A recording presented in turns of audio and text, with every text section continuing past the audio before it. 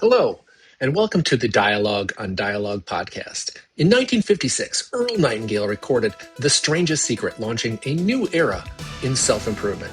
Over his lifetime, he created thousands of radio and audio programs exploring success, purpose, and meaning. This project is my personal reflection on those ideas, what they meant then, and how they apply now, as I work to put them into practice, and invite you to come along for the ride. Episode 58 Risks. As Earl Nightingale reminds us, people don't need to be educated nearly as much as they need to be reminded.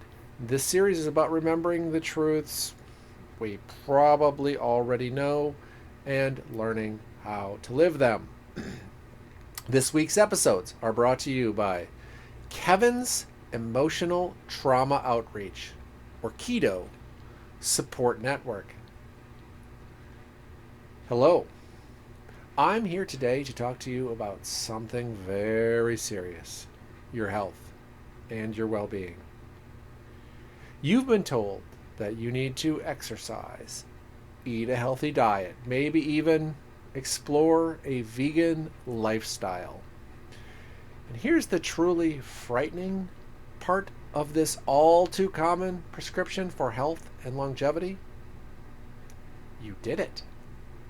You are one of the infinitesimal percentage of people who actually followed the advice. You exercise regularly. You avoid drugs and alcohol. You maintain a healthy weight. You live a vegan lifestyle.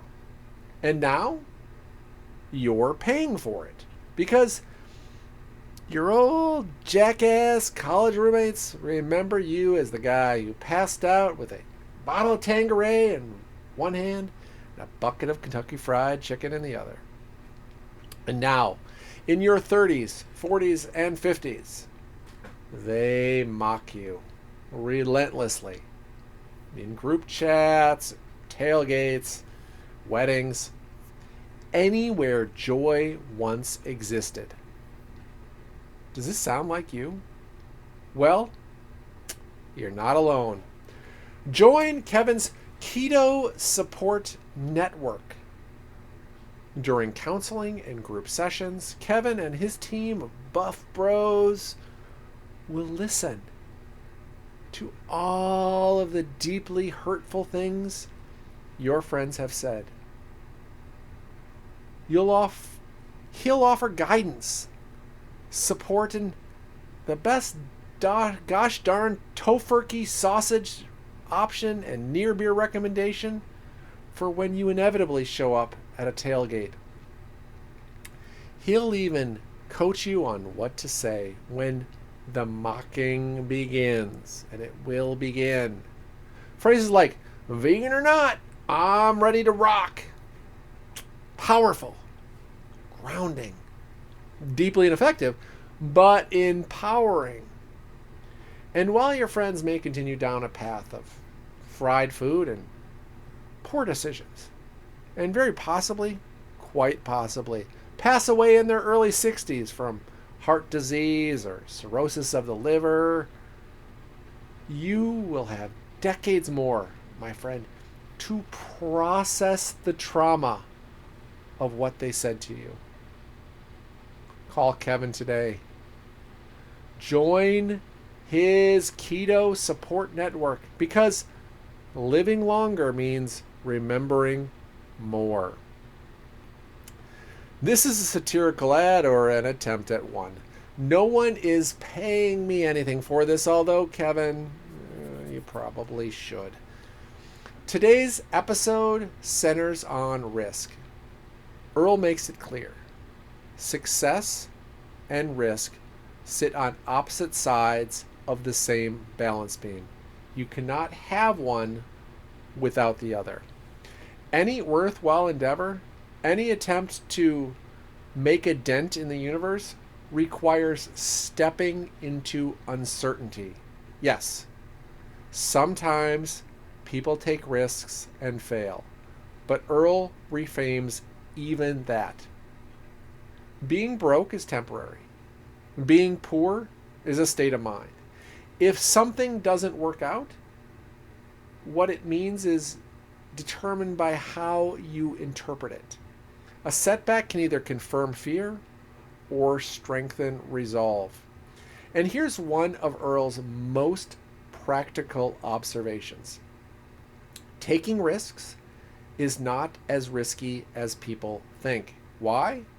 Because so few people are willing to take them. There is very little competition in that space. When we look at someone successful and say, they're so lucky, we rarely see the preparation, long hours, study, courage, and calculated risks behind that so-called luck.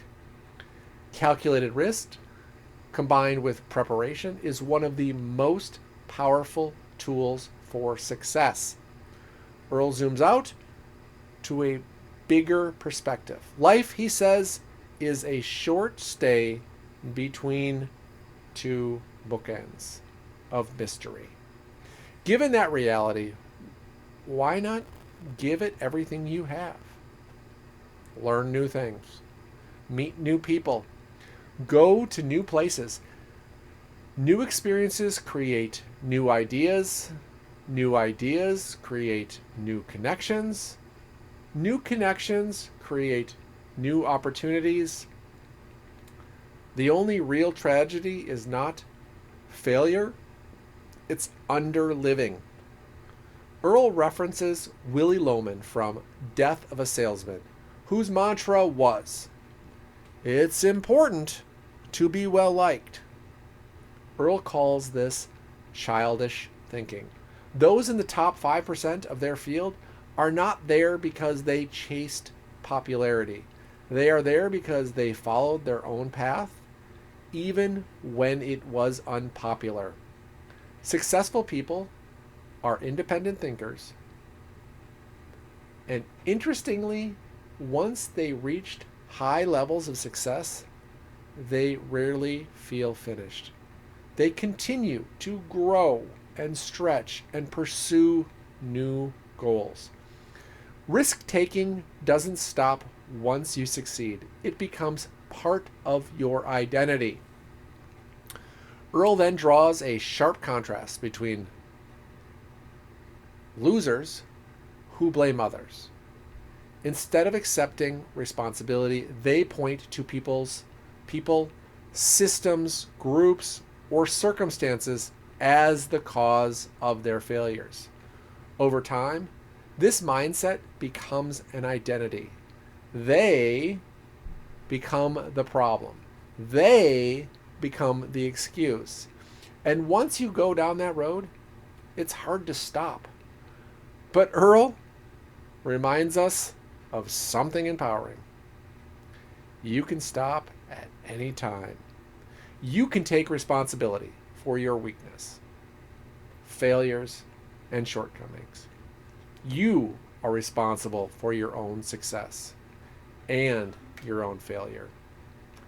He reinforces this with Shakespeare's timeless advice. This above all, to thine own self be true, and it must follow as night the day.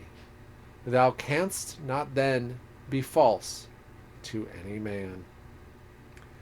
Personal responsibility is the foundation of real freedom. Earl closes with a powerful connection between risk and energy. Energy follows desire. When you have a worthy goal, something that genuinely matters to you, the energy to pursue it emerges naturally. Motivation isn't something you force. It flows from purpose. Continue learning. Continue sharing. Continue striving. When you do, you won't fall into long stretches of dullness or drift. You'll move forward with enthusiasm because your desire is pulling you ahead. Episode 58 leaves us with a challenge. Risk is not reckless, it's required. Responsibility is not heavy, it's freeing. Energy is not random, it follows desire.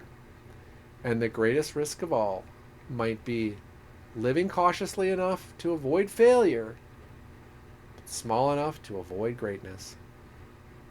Until next time, remember, the answers are older than we are and just as relevant today.